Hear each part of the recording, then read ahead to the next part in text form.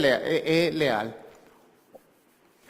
Entonces, bueno, no ha salido el slide, pero anyway, estoy comenzando con ese versículo, a donde el Mesías habla de la abominación desoladora que hablaba el profeta Daniel. No el hermano Daniel que está parado aquí, sino el profeta Daniel. Entonces es interesante porque vemos que él está en la montaña de Olivos y comienza a profetizar algo que más o menos pasa 40 años después, que nosotros conocemos como la destrucción del templo. Y interesante que él utiliza la profecía de Daniel para los acontecimientos que van a suceder. Vamos a ver en el año 70, bajo el imperio del que se llama Tito. Es interesante que él comienza a utilizar esta profecía.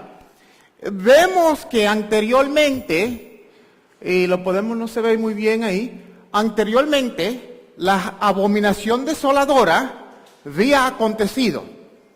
Esta no es la primera vez que cuando él lo profetiza, no es la primera vez que hay un cumplimiento. Sin embargo, lo tengo citado aquí, pero la abominación desoladora se menciona 4 veces en el libro de Daniel.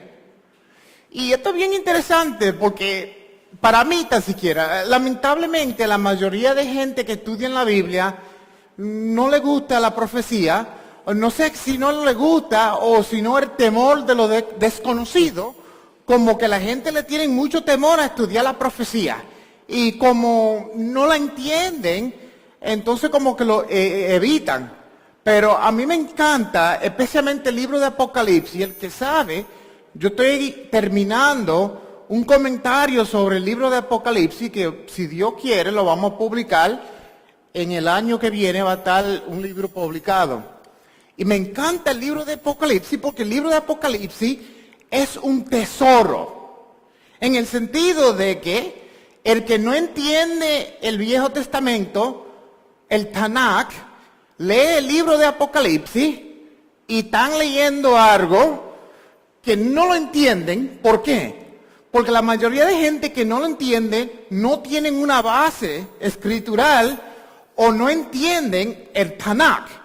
Pero para alguien que entiende el Viejo Testamento, las costumbres de los israelitas, cuando comienzan a leer el libro de Apocalipsis, le cae en cuenta y tiene sentido para el que tiene la base. Lo que pasa es que hay gente sin conocimiento del Tanakh que comienzan a hablar de Apocalipsis y le meten tantas barbaridades a la profecía que él habla ahí por falta del entendimiento. Pero lo que vamos a ver es que cuando se entiende el Viejo Testamento y se tiene una base, entonces el libro de Apocalipsis es fácil para el que tiene una base, porque la Biblia misma se interpreta ella misma. O sea, si yo quiero saber qué es lo que quiere decir algo en Apocalipsis, no me voy a un comentario, no llamo a otra persona, sino me voy al mismo Tanakh y busco a dónde en la Biblia se está hablando de este acontecimiento. Eso me va a ayudar en parte para poder comprobar o verificar lo que estoy estudiando. Entonces, anteriormente, aquí tengo 4 citas. En 4 diferentes capítulos, Daniel el profeta habla de la abominación desoladora. ¿Qué es lo que es una abominación desoladora? Es más, que la palabra abominación, literalmente o casualmente, la mayoría de veces que acontece en la Biblia, tiene que ver con ídolos. Tiene que ver con idolatría. Es más, que para mí, cuando quiero definir una palabra, lo más importante es irme a lo que se llama la primera vez que se menciona esa palabra en las Escrituras. La palabra abominación sale en la Biblia por primera vez en el libro de Deuteronomio, en el capítulo 29, y cuando habla de la palabra abominación, comienza a hablar de la diferente idolatría que él detesta. Entonces, cuando vemos la palabra abominación, ya sabemos que tiene que ver con un ídolo. Es más que el pecado más grave en la Biblia entera es la idolatría. O sea, no es que ningún pecado sea bueno, pero que si lo vamos a poner en forma de rango, para el Altísimo, la idolatría es una bofetada en la cara. Y me gusta ilustrar idolatría. Idolatría es como un adulterio espiritual. Miren lo que es idolatría. Idolatría, vamos a ver que cuando hay abominaciones desoladoras, es que están trayendo ídolos y poniéndolo en el mismo templo. ¿A qué es lo que equivale? Equivale que los que están casados aquí, imagínense todos los casados aquí, que tengan su pareja, imagínense que su pareja, Dios libre, le sea infiel. Es un caso grave, ¿verdad? Pero peor todavía, ahora vamos a llevarlo a otro nivel. Encima de que son infiel, imagínense que ustedes se vayan a su cuarto, a donde duermen, a donde tienen relaciones íntimas, y cuando llegue al cuarto, encima de que mi pareja sea infiel, me ponga una foto de la persona con que él está siendo infiel.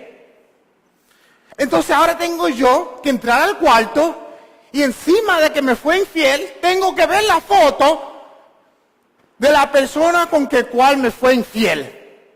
Como que si no era ya grave el caso con que fuera infiel, el insulto es ponerme una foto. Eso es lo que equivale idolatría al Señor. Que encima de que ya te estás fijando en otros dioses, ahora tiene la barbaridad de ahora poner un ídolo enfrente de él. Es como darle una bofetada y escupirle en la misma cara al Altísimo, poner un ídolo en el templo.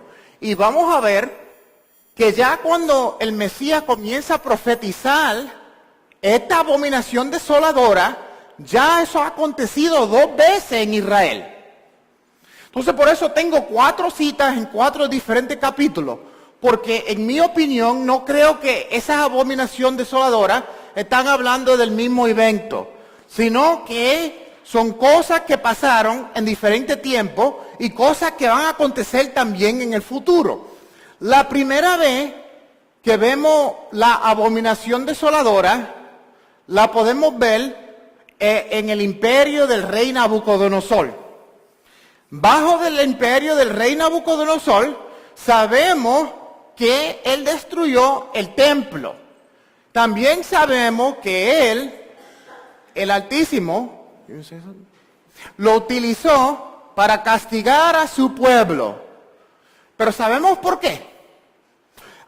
Si se recuerdan, en el libro de Ezequiel, la mayoría de gente saben que él era un profeta, pero lo que no saben es que también él era un levita. Él era un sacerdote. Entonces, en el capítulo 8 de Ezequiel, que está en el cautiverio, él está exilio, él era un sacerdote. Si alguien conoce el templo, es Ezequiel. Ezequiel está cautivo, bajo del imperio del rey Nabucodonosor. Y en el capítulo 8, el capítulo entero, comienza a detallar las abominaciones que los israelitas, inclusivemente los sacerdotes, estaban haciendo en el mismo templo. Es más que en el capítulo 8 te dice que él cogió a Ezequiel en una visión, lo agarró por el pelo y lo trajo al templo y le dice: mira, Ezequiel, te voy a enseñar las abominaciones que están aconteciendo en Israel y en el templo. ¿Y qué es lo que estaban haciendo? Tenían ídolos, dice el capítulo 8, en todas las partes del templo. Y él, los sacerdotes, te dice, te voy a enseñar 25 sacerdotes. Y hay ídolos por todas las partes. Y después le dice a Ezequiel, te voy a enseñar todavía abominaciones peor que esas. ¿Qué es lo que está aconteciendo? Que encima de que tienen ídolos, ahora comienzan a adorar el sol. Y sabemos que la costumbre de los judíos es que cuando están saliendo del templo, muchas veces ellos se iban caminando hacia atrás, así, no querían voltearse. ¿Por qué? Porque el voltearse es un insulto al Altísimo. ¿Por qué? Porque la presencia del Altísimo está en el lugar santísimo. Y si yo me viro, le estoy dando la espalda al Altísimo y es un insulto. Por costumbre, cuando salían del templo, salían así. Porque no querían voltearse y darle la espalda. Y mira lo que ve Ezequiel en el capítulo 8. Dice que no solamente le estaban dando la espalda, pero que sino estaban adorando el sol. El mismo sol lo tenían por Dios. Es más que en inglés la palabra Sunday viene de eso mismo, el día que se adoraba el sol. Y si eso no es suficiente, otra vez le dice a Ezequiel, te voy a enseñar abominaciones peor que esa. Las mujeres están lamentando y llorando por Tamuz. Por lo cual, vemos que Israel se va en cautiverio. ¿Por qué? Porque hay abominaciones desoladoras. O sea, hay ídolos que por lo cual están causando que la nación se vaya en cautivo y dejen ese pedazo de tierra desolado. Eso es lo que quiere decir abominación desoladora. Es que la idolatría ha llegado al punto que ahora tiene que él sacar su gente de ahí, por lo cual se queda el sitio vacío.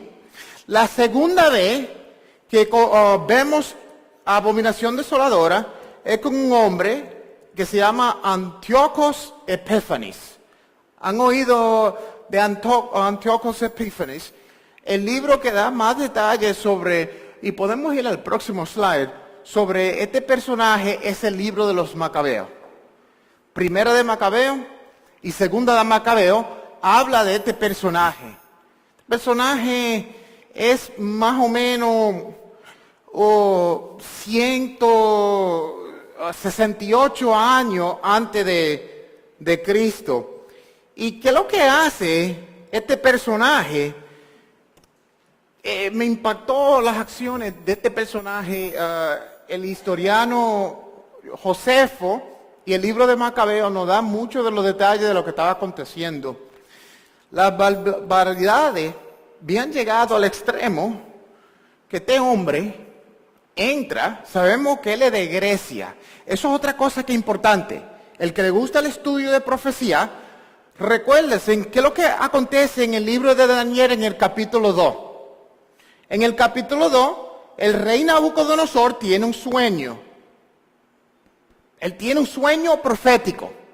Y en el sueño profético, ¿qué es lo que él ve?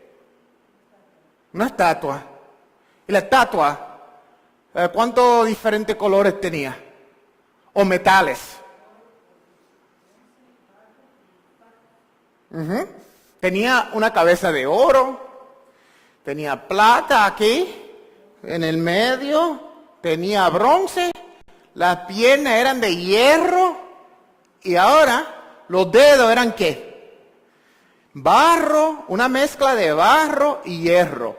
Eso es bien importante, porque lo que podemos ver es que estas abominaciones desoladoras, que vimos la cita en el slide anterior, que acontece por primera vez en el capítulo 8, el capítulo 9, el capítulo 11 y el capítulo 12, menciona 4 abominaciones desoladoras. Vemos que la primera abominación desoladora acontece bajo del imperio del rey Nabucodonosor, que ¿qué es lo que tipifica el rey Nabucodonosor en su estatua?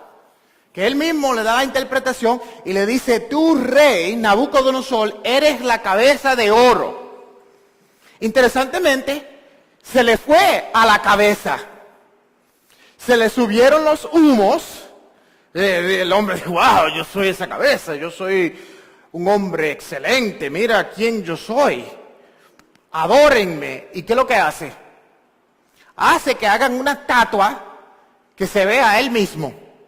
Interesantemente, la estatua es de oro. Y los detalles sobre de la estatua que me impactan es que si comenzamos a ver, nos da las dimensiones de la estatua y nos dice que la estatua es 60, ¿cómo se dice? Cubits, codos, por 6 codos. Entonces, yo no sé si se han fijado en eso, pero la estatua que él hace es 60 codos por 6 codos. 60 por 6. El que ya tiene profecía y le gusta la profecía, ya debe estar en su mente brincando. ¿La marca de qué? La marca de la bestia, el 666. ¿Qué es lo que es? Interesantemente, en el libro de Apocalipsis, capítulo 13, dice que el que no tenga la marca de la bestia, el 666, no va a poder ni vender ni comprar.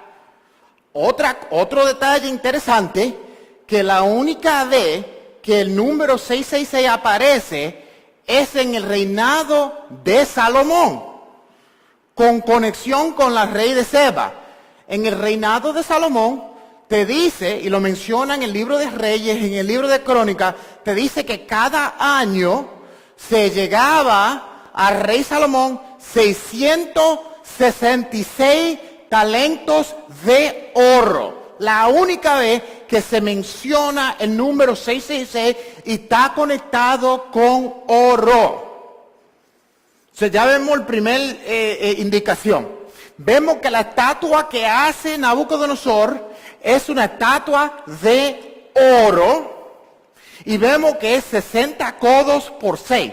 Que lo que podemos deducir es que el número 666 tiene una conexión con oro, por lo cual no se puede ni vender ni comprar sin el oro. Para mí tiene sentido.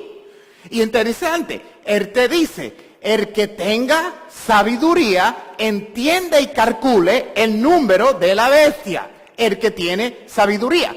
¿Cuál es el hombre que se conoce en la Biblia, cuál tiene la más sabiduría? Es el rey Salomón. El rey Salomón se conoce como el sabio Salomón.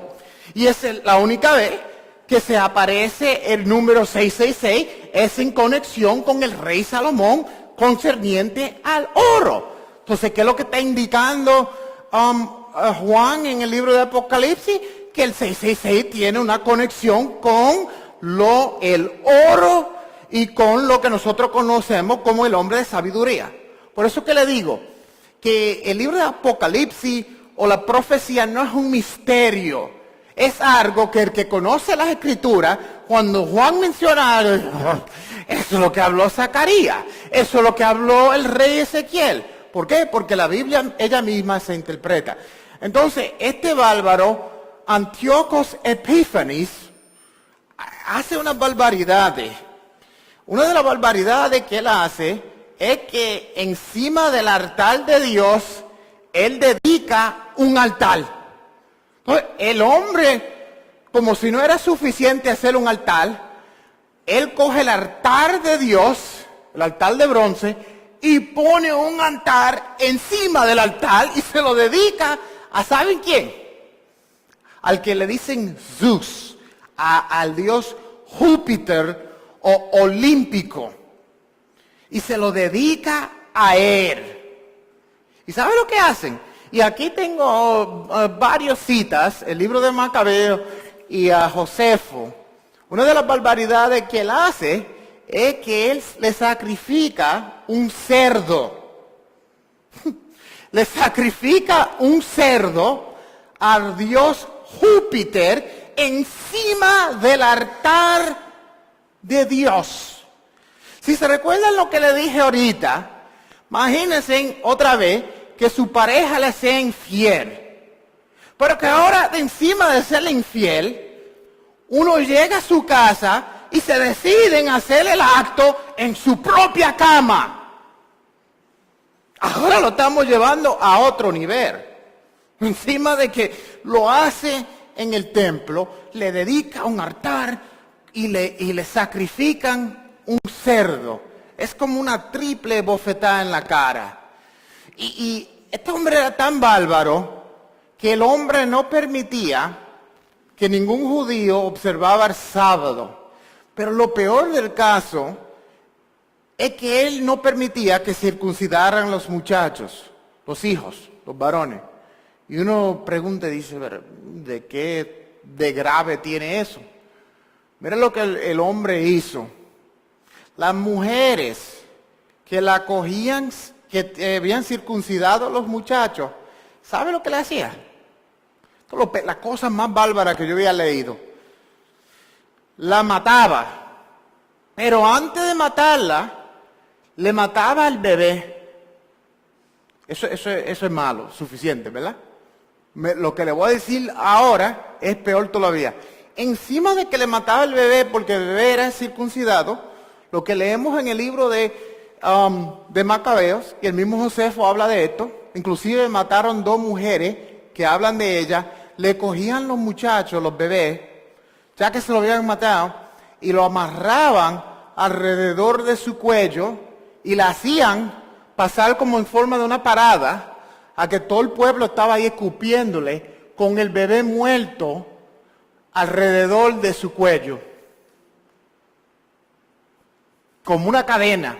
Cogían el bebé y se lo amarraban muerto en su cuello y la pasaban desnuda en el pueblo para que todo el mundo la ridiculizaba, la escupía, le tiraban piedras. Pero lo peor del caso, imagínense, que el bebé muerto se lo amarren aquí. Como no es suficiente que le maten a su bebé, ahora se lo amarren aquí y le hagan pasar esa vergüenza. Eso es lo que este bárbaro hizo. Eso es lo que se conoce como la abominación desoladora. Esa es la segunda vez que pasa. Pasa, como le dije, Antíoco Epífanes es griego. ¿Y por qué le menciono eso? Porque sabemos que en la estatua los metales representan a 4 imperios. El que estudia historia, sabemos que ya la estatua, el primer imperio, es el imperio babilónico. ¿Cuál es el que le sigue? El de Medo y Persia. Entonces, ¿cuál es el tercero? El tercero es de Grecia. El de Grecia es, vemos que Alejandro el Magno es el capitán de ese imperio, pero que vemos que bajo de ese bronce es que pasan estas barbaridades de Antíoco Epífanes. Y lo que podemos ver es que las abominaciones desoladoras van en orden de los metales que ve el profeta Daniel. Vemos históricamente que ya pasó el de Babilonia, cabeza de oro. Pasa el de Grecia, en la parte de aquí del medio, de bronce. ¿Cuál es el próximo abominación desoladora? Ese es el que está hablando Mateo 24, versículo 15. Que el Mesías dice, cuando ustedes vean la abominación desoladora que habló el profeta Daniel, corran. Mejor, y él dice, mejor que no estén la mujer ni encinta. Y hay otro detalle que dice, oren que no sea un día de reposo. Que es interesante porque mayormente la enseñanza es que el día de reposo se reemplazó por el domingo. Por ahí mismo vemos proféticamente que está profetizando que oren que no sea un día de reposo. Si iban a reemplazar el día de reposo, entonces ¿por qué él dice que oren que no sea un día de reposo? ¿O lo cambió o no? Entonces es un versículo que nosotros podemos ver para el apoyo de que no se reemplazó nada. Si seguimos al próximo slide, en el próximo slide hablo de la abominación desoladora que acontece bajo de Tito. Este es el que está profetizando el Mesías. Interesantemente, estábamos hablando, las piernas de la estatua son de hierro, ¿verdad? ¿Y quién es el imperio de hierro? Los romanos. Entonces vemos progresivamente que cada vez que acontece una abominación desoladora, comienza aquí y va bajando. Ahora Tito viene, trae sus insignias, son como banderas que ellos cargan. ¿Y qué es lo que tenían en la bandera los romanos? Que podemos ver una foto ahí. Eran águilas. Eso es importante porque vamos a ver proféticamente lo que el Mesías dice concerniente a las águilas. No solamente ellos cargaban esos estandares o esas insignias con una águila de oro, pero que si no ellos tenían la águila como una idolatría y la adoraban. También, interesantemente, la águila se conoce como el dios o la ave, el pájaro que utiliza el dios Júpiter. Júpiter utilizaba la águila porque las águilas se comunicaban con él y él la utilizaba como en forma de teléfono para comunicarse, como se ven en las películas, donde cogen los diferentes animales, los cuervos, los pichones, y le ponen una cartita, una nota aquí, y lo mandan bien lejos para traerle. Era como el correo antiguo. Entonces se dice que la águila era el ave y el pájaro de Júpiter. Sabemos que anteriormente Antíoco Epífanes le dedica un altar a Júpiter. Ahora vienen los romanos y los romanos traen sus insignias con estas aves, estas águilas de oro. Y interesantemente que cuando ellos vienen bajo del imperio de Tito, nos dice Flavio Josefo aquí, como los romanos llevaron sus insignias al templo e hizo gozosos aclamaciones a Tito, y en él quema de la propia casa del santuario y de todos los edificios alrededor, trajo sus insignias al templo y lo puso enfrente de la puerta oriental, y hicieron ellos sacrificios a ellos. Eso es lo importante, que cada vez que nosotros vemos la abominación desoladora, hay una conexión con la idolatría, vemos sacrificios a esta idolatría y vemos que se queda el lugar fuera de sacerdotes porque son removidos. Eso nos indica a lo que va a pasar en el futuro en las abominaciones desoladoras.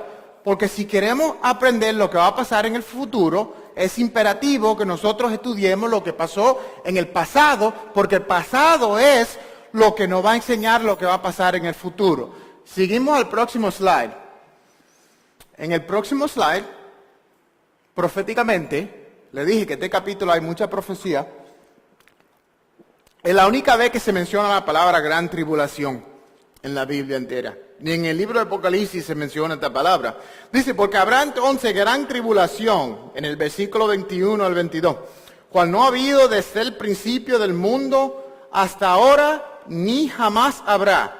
Y si aquellos días no fueren acortados, ninguna, se me cortó a mí, ninguna, creo que dice, carne sería salva, mas por causa de aquellos de escogidos, aquellos días no serán cortados. ¿De qué es lo que está hablando el Mesías aquí? Interesantemente, en el libro de Enoch, en el capítulo 80, habla de esto mismo. Dice, en los días de los pecadores serán acortados los años, y su simiente será tarde en sus tierras y en campos, y todas las cosas en la tierra se alterarán. Esto es bien interesante, porque ¿de qué es lo que se está hablando de los días acortados? El calendario bíblico, ¿cuántos días tenía en un año? ¿Alguien que sabe? Bueno, Arely, tú no, porque ya tú me miraste las notas y no, eso se llama cheating. ¿Cuántos días tenía el calendario hebreo?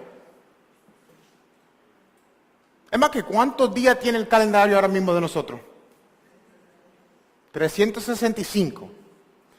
No exactamente, es 365.25. Por eso es que cada 4 años, ¿qué es lo que se hace? Se le añade un día al mes de febrero, ¿verdad? Para calibrar el calendario. Originalmente, ¿cuántos días tenía el calendario?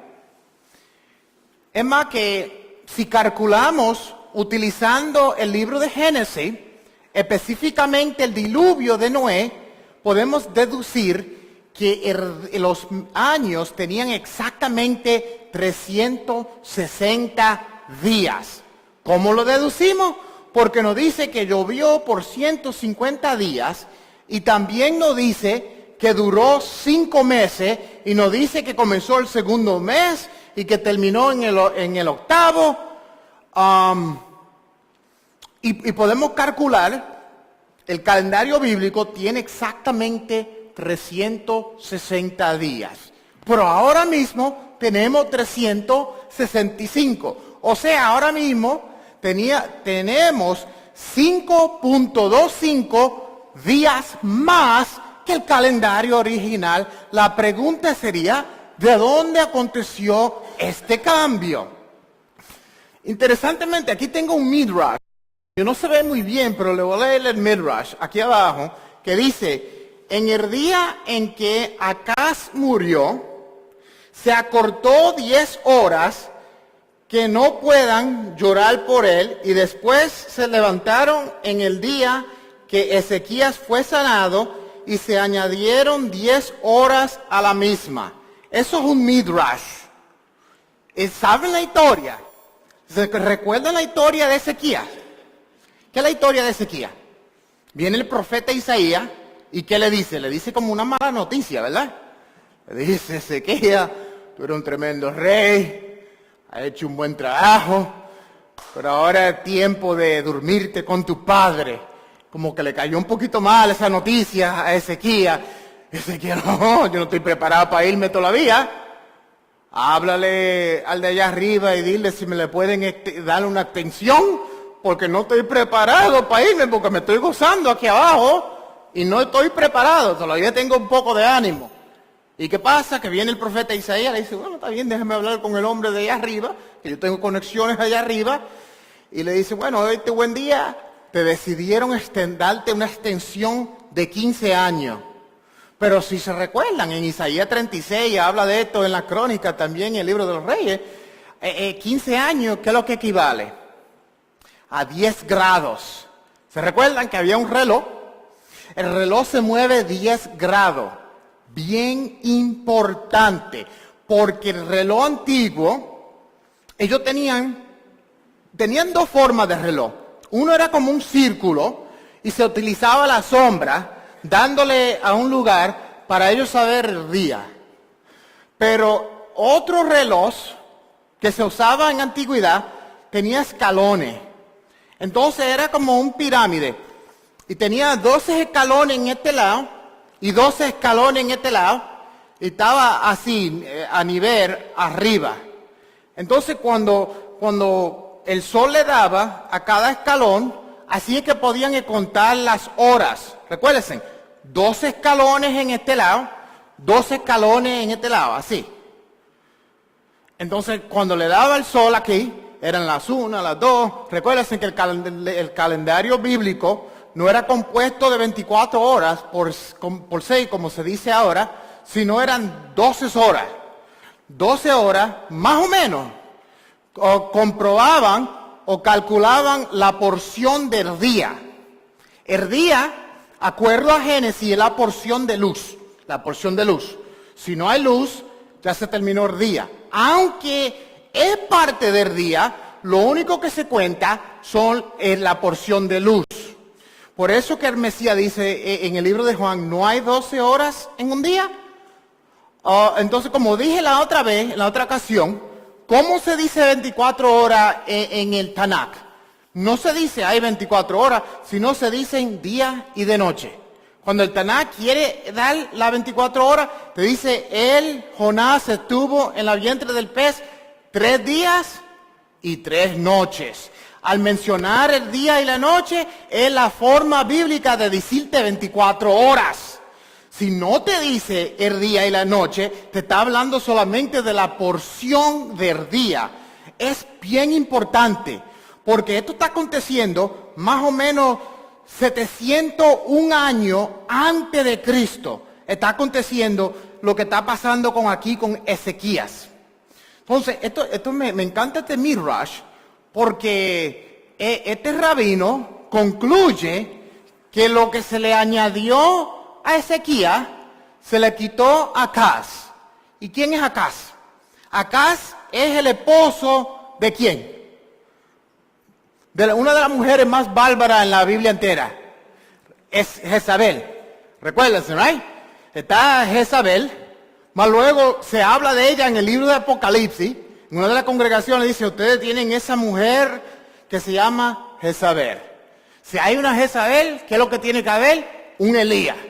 Siempre se equivale, un Elías, una Jezabel. Vamos a ver en el futuro que regrese Elías y vamos a ver que de nuevo se coloca esta mujer en la congregación que se llama Jezabel. Esto es bien importante porque cuando Ezequías le ora al Altísimo a través del profeta Isaías, el reloj mueve 10 grados. Desde ese tiempo en adelante se cambiaron los calendarios. Todos los calendarios a nivel mundial se cambiaron por 5.25. O sea, 5 días y una cuarta.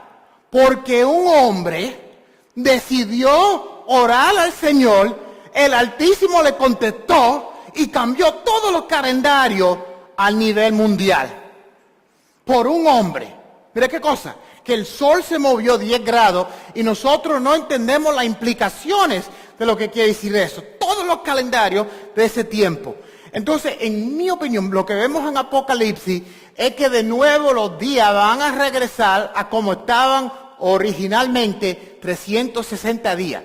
Y te dice, si los días no fueren acortados, lo que te está dejando saber es que vas a regresar a como estaba en el principio.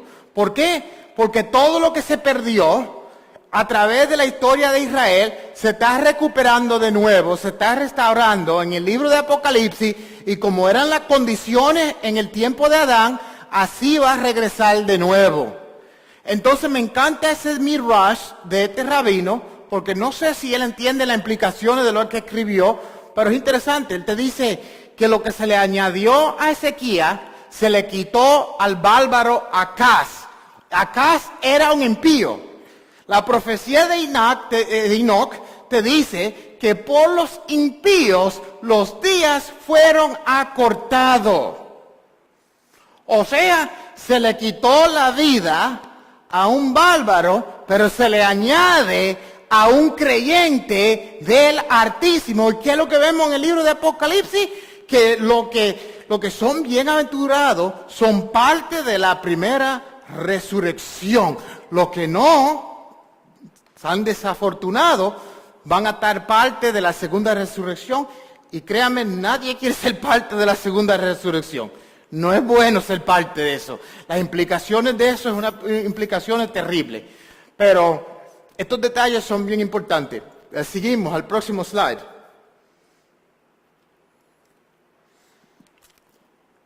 Interesante aquí. Y yo creo que se brincaron un slide. No, go back to the one that has verse 27 on the top. Right there. Rápidamente, aquí dice, porque como el relámpago que sale del oriente y se muestra hacia el occidente, así será también la venida del Hijo del Hombre. Esto es importante y no voy a entrar en mucho detalle, pero en el Salmo habla de esto más o menos. En el Salmo 103:12 nos dice el salmista, cuando estés lejos, el oriente del occidente hizo alejar de nosotros nuestras rebeliones. Entonces dice que él conecta las rebeliones con el oeste y el este, el salmista. El Mesías está hablando de esto concerniente a su venida. Y te dice cómo va a ser su venida. Entonces esto es interesante, porque en las costumbres egipcias, Si saben del dios Ra, que también hablamos de él, que él es el dios del sol. Hay una costumbre en los libros, que es interesante, que los libros de los egipcios se llaman los libros de los muertos. Ellos tienen los libros de los muertos. Los israelitas, la Torá es la Torá que te da vida. O sea, el Altísimo trae vida, el Dios de los egipcios es el Dios de los muertos. Entonces, este Dios que se llama Amen-Ra, las divinidades era alabado por sus juicios de los culpables. Entonces, Amen-Ra se conocía como el Dios de juicio. Y te dice, como resultado del discernimiento de los dioses a los culpables, se asignan al este. Entonces, los que estaban culpables se asignaban al este. Los que eran justos se asignaban al oeste. Es interesante porque vemos que en el próximo capítulo, y vemos en varias partes, que él coge y divide a los justos y lo pone uno a la izquierda, el otro a la derecha, las ovejas en un lado y los cabritos en otro lado. Entonces, interesantemente, el Dios de Amen-Ra era conectado con el Dios de juicio y dividía unos al occidente y el otro al oriental. Entonces, ¿qué es lo que el Mesías nos está dejando saber? Es que su venida será así, y lo que él está indicando es que él es el que está encargado del juicio. Porque así como reconocían que Amen-Ra era el Dios de juicio, que separaba a los culpables y los que no son culpables, al occidental y al oriente, el Mesías te está dejando saber que su venida él es el que está en control de todo. No Amen-Ra, sino él. Y ya sabemos que cuando él viene, y hablé de esto la próxima vez, la primera vez vino montado sobre un burro, la segunda vez que él venga viene sobre un caballo, y cuando él viene, él no viene relajando, ni retosando, ni con juego, él viene a traer juicio. Entonces, eso es la conexión que nosotros podemos deducir de lo que él dice. Que no es solamente, si lo lee casualmente, no tiene tanto sentido, pero otra vez, cuando nosotros conocemos las costumbres y los diferentes dioses y las creencias de ellos, nosotros podemos tener una mejor idea de lo que se está hablando. Vamos al próximo slide. En este próximo slide, es interesante porque vimos algo así más o menos ahorita. Dice, mira lo que dice el Mesías, esto es interesante. Porque donde quiera que esté en el cuerpo muerto, allí se juntarán también las águilas. ¿Y qué es lo que pasa en la abominación desoladora? Es que vienen los soldados romanos y están alrededor.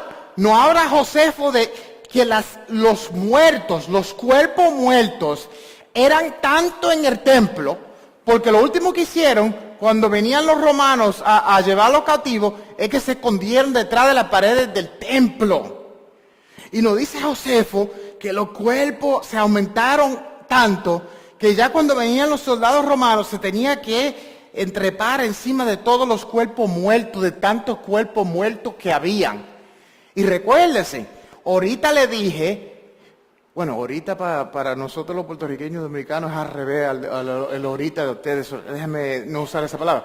Le dije anteriormente que cómo nosotros podemos comprobar la Biblia es a través de la profecía. Interesantemente, él dice, a donde ustedes vean los cuerpos muertos, allí van a ver las águilas. Viene Tito, y aquí tengo una cita de Josefo que dice, después que ellos llegaron, las supuestas insignias con el águilas, y antes de ellas insignias llegaron los trompetistas. Entonces esto es interesante porque Josefo nos dice que llegaron los romanos y tenían sus insignias con las águilas y tenían trompetistas. Dos claves que son importantes. El Mesías nos acaba de decir, porque a donde quiera que esté el cuerpo muerto, allí se juntarán también las águilas. Interesante porque ya vemos que él muere más o menos en el año 30 y ya 40 años después, exactamente 40, que es interesante porque ya sabemos que el número 40 en la Biblia habla de juicio, cuando vemos el número 40.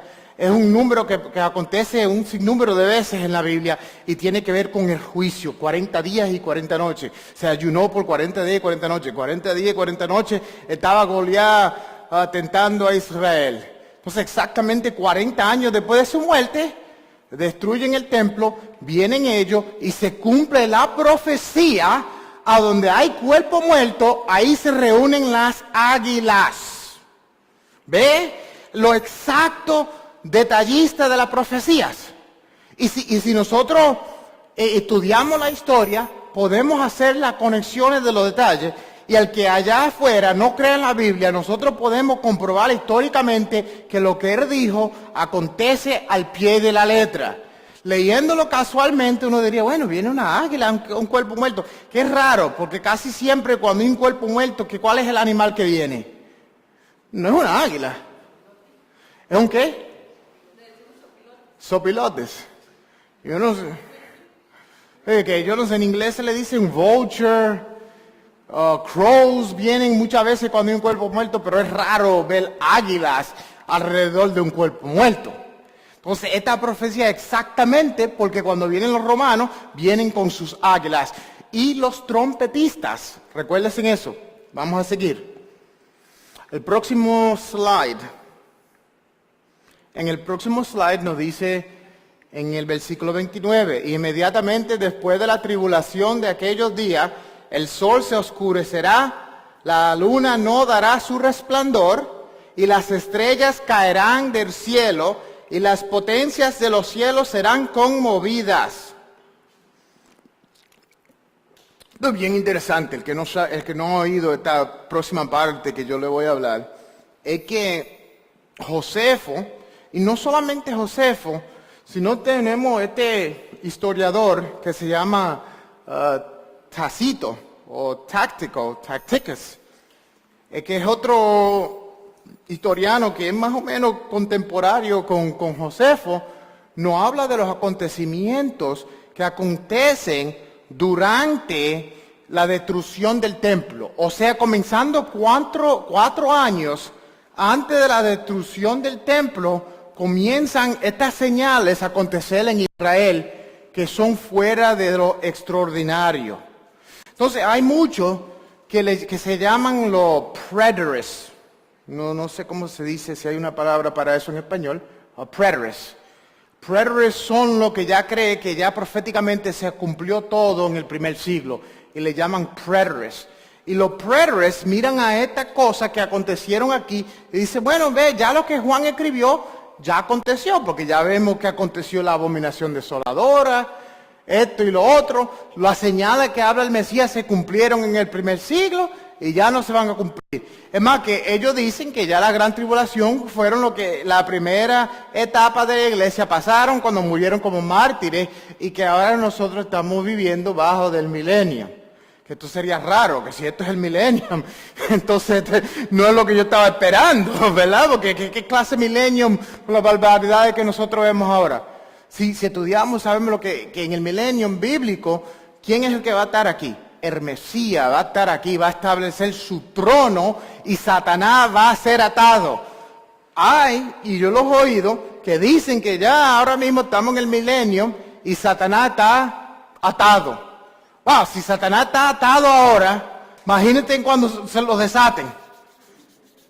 Si dicen que está atado ahora mismo y estamos viendo todas las barbaridades que están pasando mundialmente, imagínate cuando se suelte.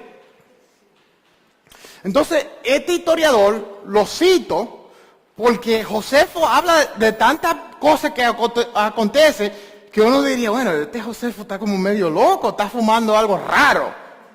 Pero le estoy dando varios testigos para comprobar lo que dice Josefo y ellos no son los únicos de estos acontecimientos, porque hay algunos acontecimientos que les voy a mencionar que son tan difíciles para uno decir, wow, eso pasó.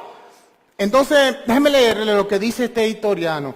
Dice, en el cielo aparecieron una visión, y estamos hablando de 4 años antes de la destrucción del segundo templo, bajo de Tito, que vemos que es la tercera abominación desoladora. Recuérdense que Daniel profetiza 4. Dice, en el cielo aparecieron visiones de ejércitos en conflicto. Esto es lo que dice este historiano. Este historiano no es ni cristiano ni nada, pero él está hablando de lo que vieron. Y dice que en el cielo había una visión de ejércitos en conflicto de brillante armadura. Un relámpago repentino de las nubes iluminó el templo. Las puertas del lugar santo de repente se abrieron. Una voz sobrehumana se escuchó a declarar que los dioses estaban saliendo y al mismo instante llegó el tumulto corriendo de las salidas. Pocas personas colocan una interpretación siniestra sobre esto. Vamos al próximo slide. Entonces, eso dice ese historiano. Ahora, en este slide le puse algunos de los detalles que habla Josefo que estaban aconteciendo durante y anterior de la destrucción del segundo templo. Y aquí le enumeré solamente 6. Y déjenme leérsela de lo que dice Josefo aquí en lo que se llama el libro de la guerra de los judíos. En el capítulo 6 de la guerra de los judíos, nos dice estos detalles. La primera, hablando Josefo, una estrella se asemeja a una espada sobre la ciudad y un cometa que se prolongó durante un año. Mira, esto lo está viendo el pueblo entero de Israel. Recuérdense que el Mesías profetizó que iban a haber señales en el cielo y la tierra, ¿verdad? El sol se va a cambiar, la luna, las estrellas van a caer. Y esto el pueblo de Israel lo están viendo. Interesantemente que Josefo nos dice que habían falsos profetas que estaban diciendo que todas estas señales que están viendo los israelitas son buenos. Es que Dios está en su lado. Sigan batallando, que Dios le va a dar la victoria. Recuérdense, el Mesías dice, vendrán muchos en mi nombre, diciendo, yo soy el Hijo de Dios, yo soy el Mesías. No le crean, porque cuando Él venga, no va a caber duda que Él es el que vino. Como dice Apocalipsis, todo ojo lo verán. Si se levanta alguien diciendo, bueno, yo soy el Mesías del otro, no le crean. Entonces, en ese tiempo, se levantaron falsos profetas y estaban diciendo, no se preocupen, israelitas, Dios está con ustedes. Estas señales que ustedes están viendo en el cielo, es que Dios está apoyando lo que ustedes estén haciendo. Quédense aquí en el templo y batallen. Y lo que vemos fue que lo machacaron cuando vinieron los romanos. ¿Por qué? Porque eran falsos profetas, exactamente como profetizó el Mesías. Es más, que el Mesías no le dijo que se quedara en el templo. Él dijo que cuando ustedes vean este acontecimiento, vayan corriendo.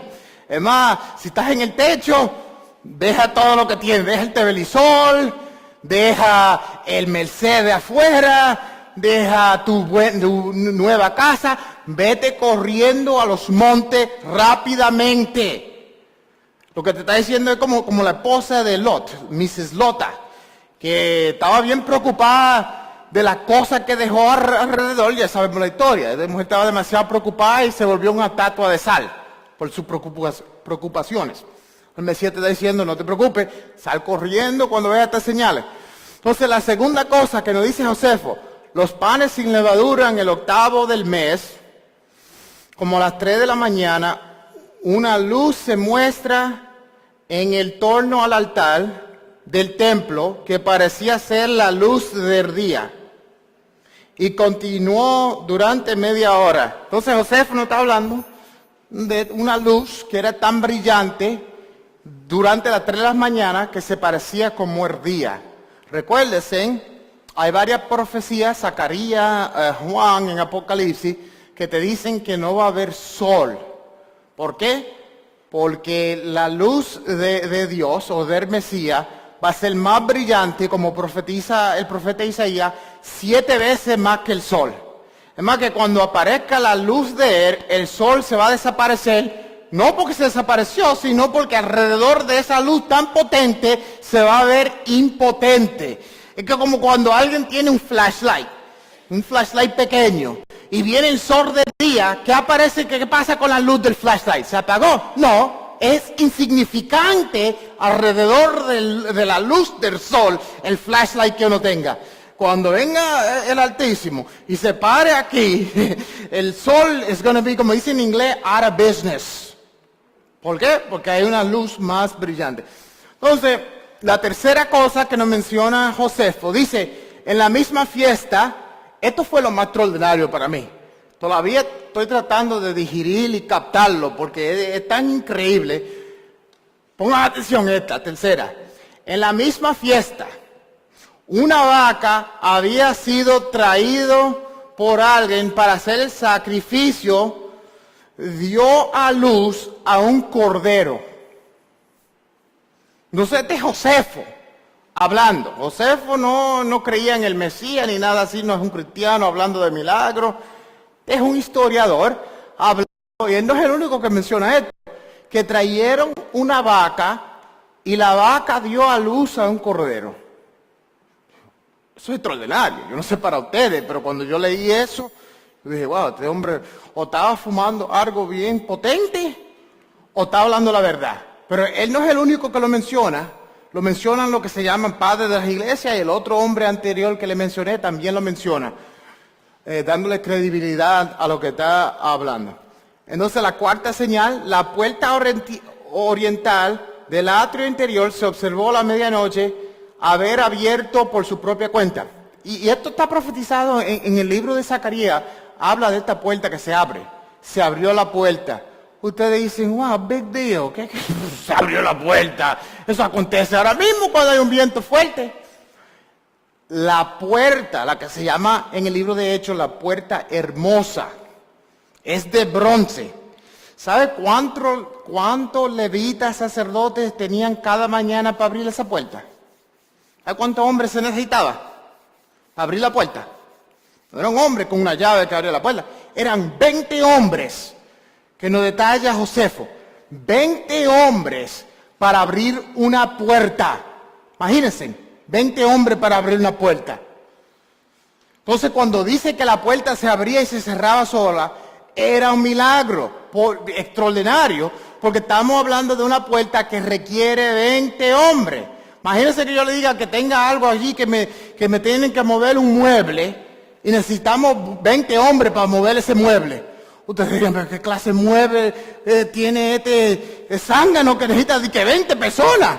Porque imagínate, entre 2 personas no podemos mover 20 hombres. Entonces podemos ver lo extraordinario que es la profecía cuando se requiere 20 hombres. Entonces esa puerta se abría y se salía.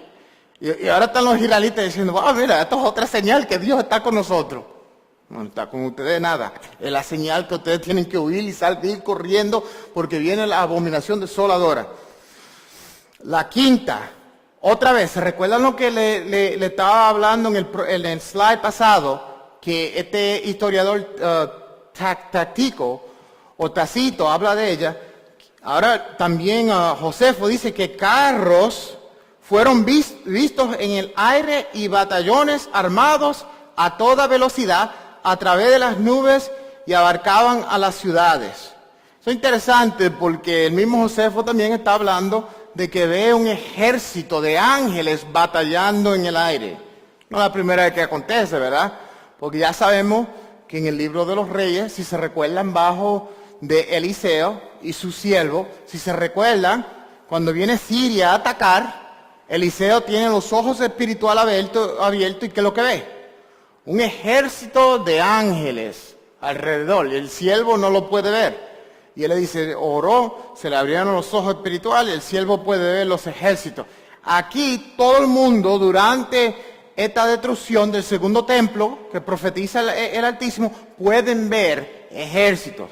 Interesantemente, en la guerra, yo creo que fue la de 1948, cuando Israel captó la porción que tenían, captaron a Jerusalén más luego.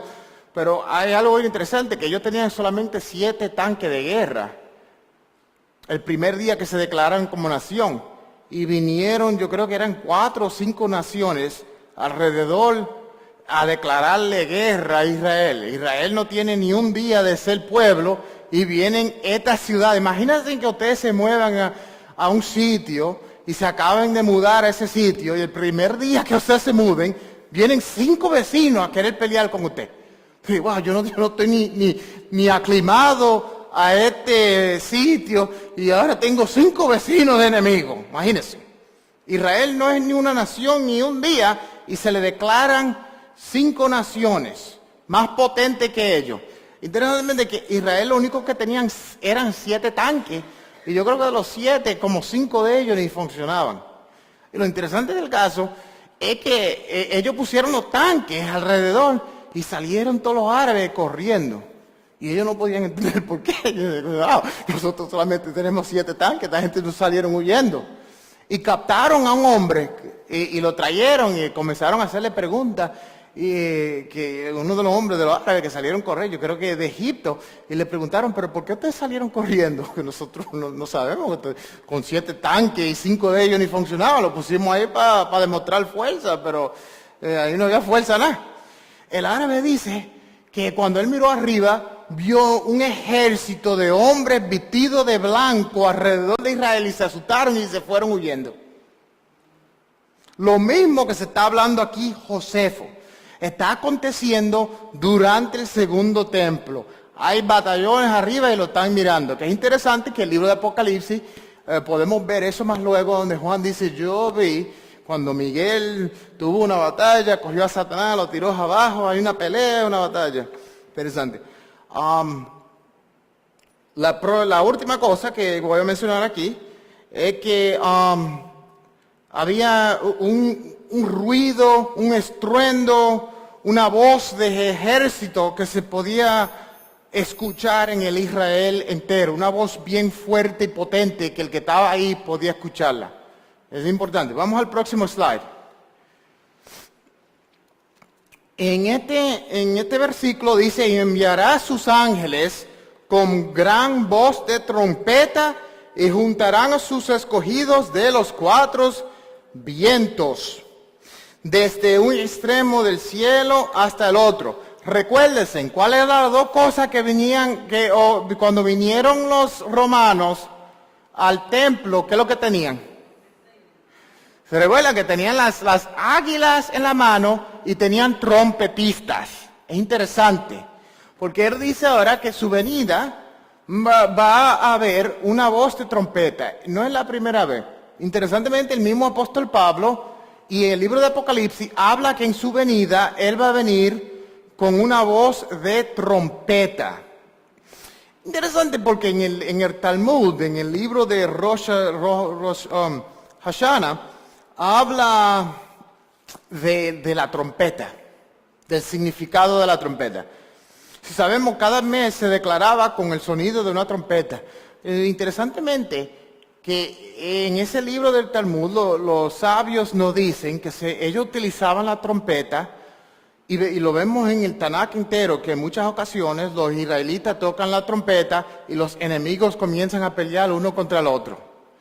Ellos dicen que cuando Satanás, el acusador, ellos le llaman, Hasatán, oye el sonido de la trompeta, se confunden. Hay confusión. Y porque hay confusión, comienzan a pelear uno contra el otro. Vemos el significado de cuando él viene con el sonido de la trompeta. Satanás y su ejército están bajo de un estado de confusión por el sonido tan alto de la trompeta. Aquí tengo un midrash que es bien interesante porque el midrash es de un rabino que no necesariamente, no creo que ni es mesiánico, pero lo que él habla aquí en este midrash concuerda con este versículo del Mesías. Se lo voy a leer bien rápido. Dice en este midrash, Elías de bendita memoria vendrá a dar buenas nuevas a Israel, a los que van a estar vivos y a los muertos. Te dice que Elías, y ya sabemos que Elías está profetizado a regresar. Dice, Mesías ben David, Elías y Zorobabel, la paz sea con él. Va a ascender el monte de Olivos. Ya sabemos que el Mesías, acuerdo a Zacarías, va a pararse en el monte de Olivos, se va a separar el monte de Olivos. Y dice, esto es bien interesante, dice, el Mesías mandará a Elías a soplar el shofar. A soplar el shofar. Y todos llegarán al Mesías de los cuatro confines de la tierra, del oriente al occidente, del norte y del sur. Los hijos de Israel volarán en águilas a venir el Mesías. Este es un rabino que escribe eso, que dice que cuando se van a levantar los muertos, Elías va a tocar el shofar y se van a levantar de los cuatro confines del mundo. Interesante que él escribió esto y el mismo Mesías conecta su venida, y lo vemos más luego, el apóstol Pablo hablándole a los de Tesalónica, habla de esto también, que en su venida va a tener una voz de trompeta y los muertos en Cristo primero se resucitarán. Lo vemos más luego en el libro de Apocalipsis, en el capítulo 14, a donde habla que él manda un ángel y el ángel viene y vienen de las cuatro partes del mundo a recoger los suyos y está conectado también con el sonido de la trompeta. Interesantemente, que durante de la destrucción del segundo templo podían oír sonidos de trompetas todo el mundo. Ya sabemos que lo que va a pasar, y tenemos una buena idea de lo que ya el libro de Apocalipsis está hablando para lo que espera en el futuro. En el futuro, ¿qué es lo que vamos a tener? Una idolatría, una bestia y su imagen que va a estar puesta en el mismo templo. Pero que cuando Él venga, viene con sus ángeles a recoger a los suyos lo va a llevar a donde Él está. Voy a preparar un camino para ustedes en Juan 14, que donde yo esté, también ustedes puedan estar. Pero los que son removidos, ¿qué se hace con ellos? De acuerdo a la parábola en Mateo 13, están quemados, lo queman. Seguimos, y ya estoy terminando. Mi esposa no me cree. Dice, pero el día y la hora nadie sabe, ni los ángeles en el cielo, sino solo mi Padre. Y esto es importante, como los días de Noé, así también será la venida del Hijo del Hombre, porque como en los días antes del diluvio, estaban comiendo y bebiendo, y casándose y dándose en casamiento, hasta el día en que Noé entró a la arca, y no entendieron hasta que vino el diluvio, y se los llevó a todos, así también será la venida del Hijo del Hombre. Esto es importante, porque lo tengo subrayado en el próximo slide. Sorry, I'm in the next slide. En el próximo slide tengo subrayado estas tres cosas, que dice que en los días de Noé, esta gente estaban comiendo, bebiendo y casándose. ¿Hay alguien que me pueda explicar qué de malo tiene comer y beber? Que yo me recuerdo que cuando era más joven, el cristianismo por ende, decían, bueno, lo que se habla del beber aquí es que estaban bebiendo ron y alcohol. Porque ellos prohíben de beber hasta el vino, lo que sea, porque es malo. Entonces, cuando ellos leen eso, mira, estaban comiendo, eran glotones y estaban bebiendo cerveza. Pero aquí dice que en el día de Noé, antes del diluvio, estaban comiendo, bebiendo y casándose. ¿Hay alguien que me pueda explicar de qué malo tiene comer, beber y casarse? ¿Tiene algo malo? No. Todo en su contexto, ¿verdad? Porque en el contexto bíblico el casarse no es malo.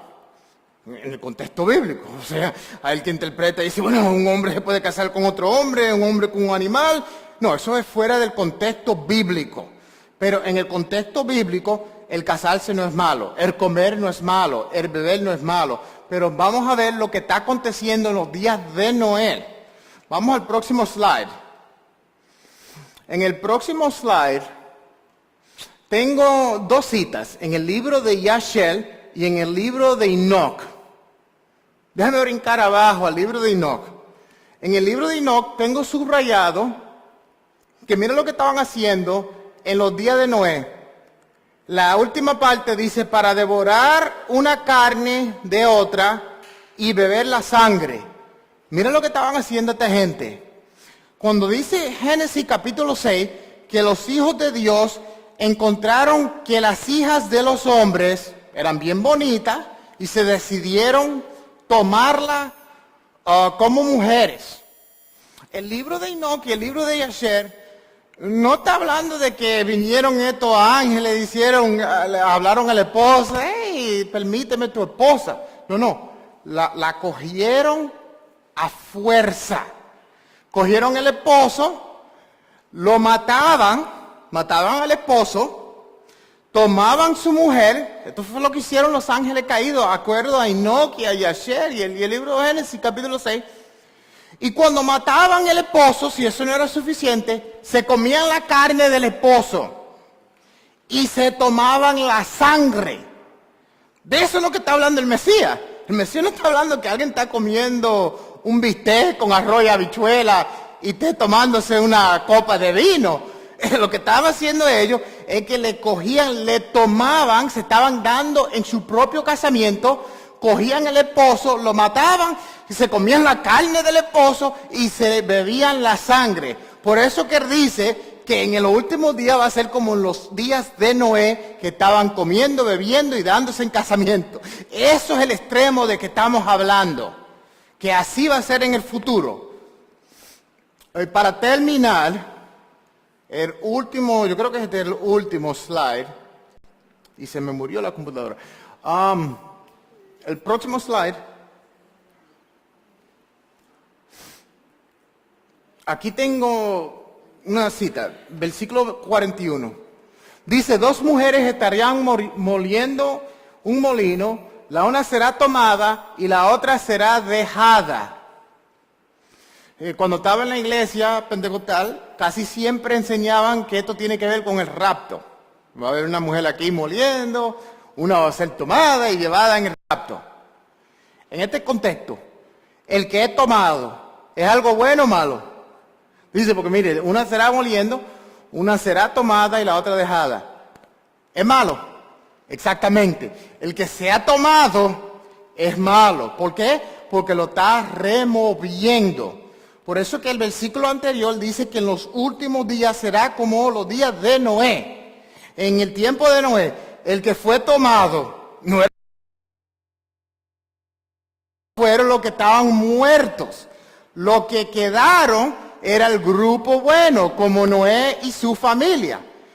En el contexto pentecostal y la mayoría del cristianismo utilizan estos versículos para enseñar rapto, pero lo tienen al revés. El que es tomado no es bueno ser tomado, porque el mismo Mesías en la parábola de la cizaña y el trigo dice que primero será la cizaña y quemada primero, y después el trigo van a venir al granero a donde él está.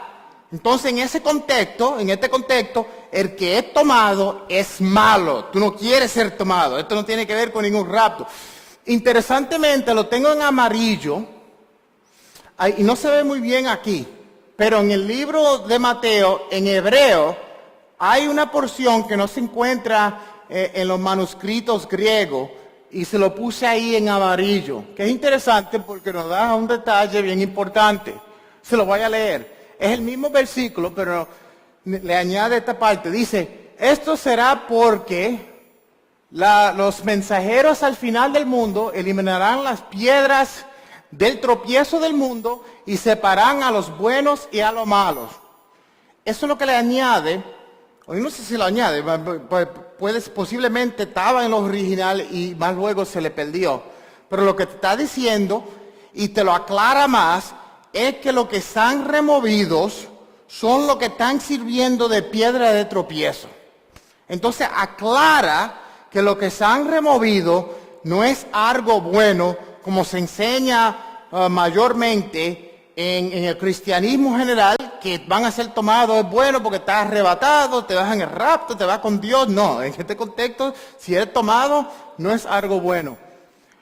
Y abajo le tengo la parábola de la cizaña y el trigo. Yo creo que... Is there one more slide? My computer died. Is that the last one or... There's nothing else? Or click on the next one, see where it goes to. Nothing? Ok, entonces ese es el término. I thought there was another one, but isn't there another one? Huh?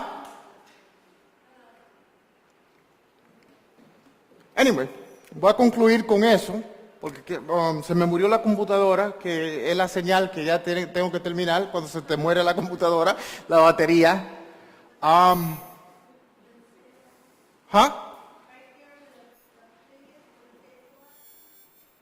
Ese es slide 12. Of 12. Ok. Anyway, lo que podemos ver es que el capítulo 24 es proféticamente. Es interesante porque, como dije, en los últimos días serán como los días de Noé. Y te dice que algunos van a ser tomados. La primera parte te dice que nadie sabe ni la hora ni el día. Y ya sabemos, hemos hablado de eso. Y el pastor ha hablado de eso, que eso tiene que ver con una boda. Interesantemente, cada boda judía tiene dos partes. Una se llama el Kedushin y la otra el Neshin. En una de las partes, el marido se va a preparar una extensión a la casa y rabínicamente se enseña que más o menos casi siempre dura un año. El marido se desaparece como por un año. Y eso va a ser el contexto del próximo capítulo. En el capítulo 25, al que le siga, vamos a ver que hay 10 vírgenes. No saben cuándo viene. Entonces él habla de que nadie sabe. Y interesante, como dijo ahorita, que rabínicamente le ponen que él no se dura más de un año. Que casi siempre es durante un año. Es interesante porque vemos que se lo he dicho otra vez, que más o menos el ministerio del Mesías era alrededor de un año, y sabemos que de acuerdo a Éxodo, capítulo 12, en la Pascua, cuando se presentaba un cordero, el cordero tenía que ser de un año. Entonces vemos estas conexiones con el Mesías siendo el cordero, que el mismo Juan el Bautista lo identifica como, he aquí el cordero de Dios, el que quita los pecados. Vemos más o menos que el ministerio de él era alrededor de un año, y vemos también la conexión con que él dice que nadie sabe la venida de él, ni los ángeles, ni él, solamente su Padre en el cielo, hablando de la venida de él. Y vemos que la venida de él tiene que ver con juicio, tiene que ver con lo que son tomados, que lo que son tomados, dice Apocalipsis, que van a ser tirados al lago de fuego, juzgado por juicio, de acuerdo, hermano.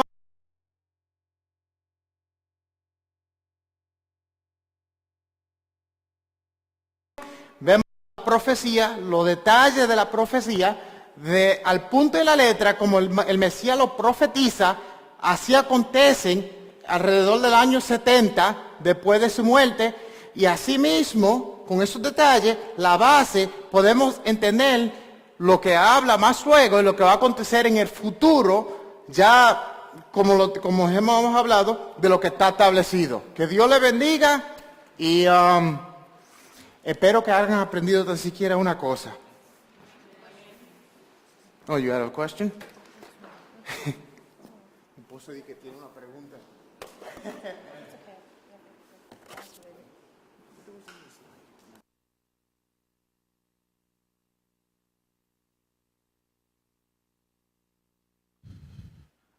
Aló. Amén. Bueno, damos gracias al Señor, gracias hermano Daniel por esta explicación. Realmente, cuando uno empieza a estudiar la Biblia, uno se da cuenta de cómo las cosas han sido planeadas por Dios de tal manera que cuando uno conoce la palabra de Dios, en lugar de darle miedo y sentir temor y sentir frustración, la palabra del Señor dice, cuando vean estas cosas, alcen su cabeza, porque su redención está cerca. Amén. Así es que, si Dios nos lo permite, el próximo sábado seguimos hablando de profecía. ¿Ok? Sí, una pregunta.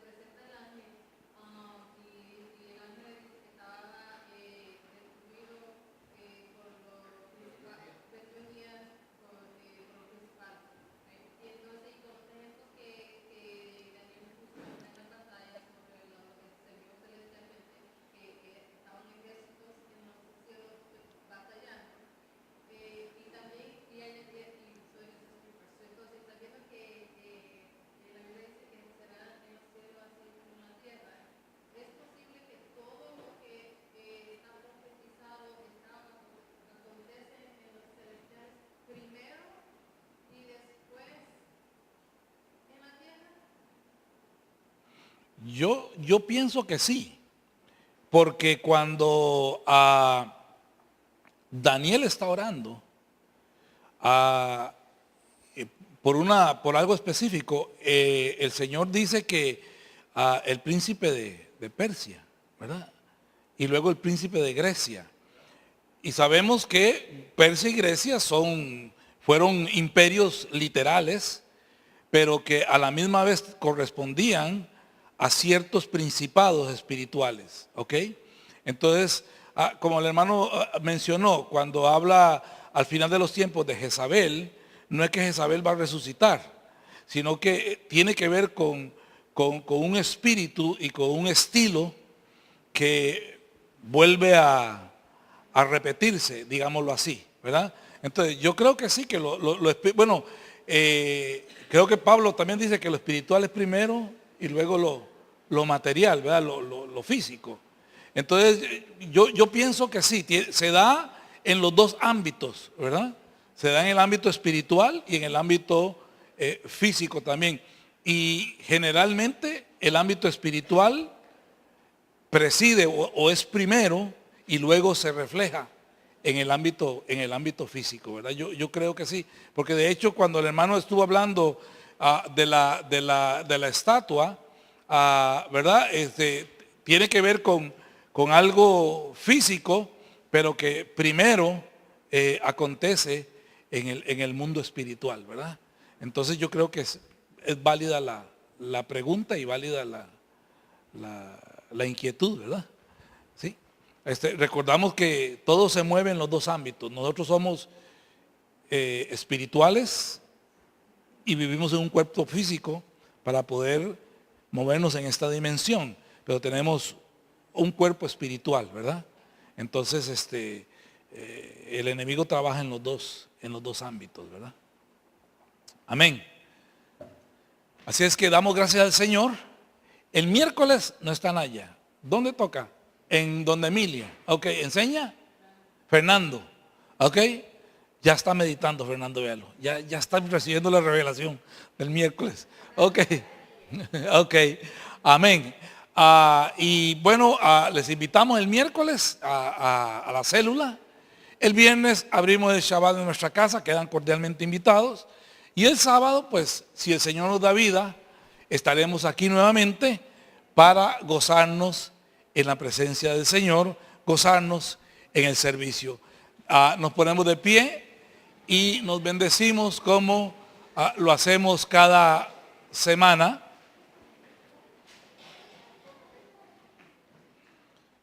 Vamos a esperar que los niños entren.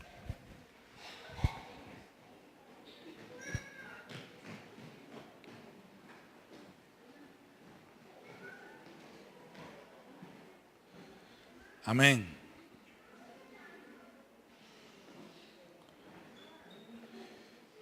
Y ahora aquí juntos, faltan los maestros, los niños.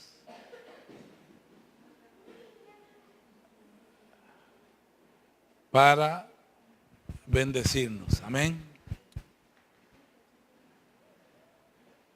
Dios instruyó al pueblo de Israel a través de Moisés y le dijo que instruyera a Aarón para que esta bendición se repitiera siempre sobre el pueblo de Israel. Yevarejeja Jehová beishmereja, Yael Jehová panay beleja bijuneja, Isai Jehová panay beleja, Beyasen leja shalom, Vasanu et shami al bene Israel va'ania barachem, Beshen Yeshua sar hashalom. Jehová el que existe se arrodillará delante de ti trayéndote regalos y te guardará con una cerca de protección. Jehová el que existe reflejará la totalidad de su presencia hacia ti, trayendo orden y proveyéndote de amor, sustento y amistad. Jehová el que existe levantará la totalidad de su ser hacia ti, te considerará y establecerá la provisión de todo lo necesario para llenar todas las áreas de tu vida y estar completo. Y pondrán mi nombre sobre los hijos de Israel y yo los bendeciré. En el nombre de Yeshua, príncipe de paz. Que la gracia del Señor sea con cada uno y que tengan una semana de victoria en todo lo que hacen.